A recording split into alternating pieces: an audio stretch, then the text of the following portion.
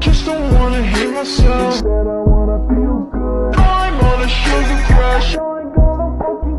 Maybe I should take a bath. Cut my fucking brain in half. I'm not lonely, just a bit tired of this fucking.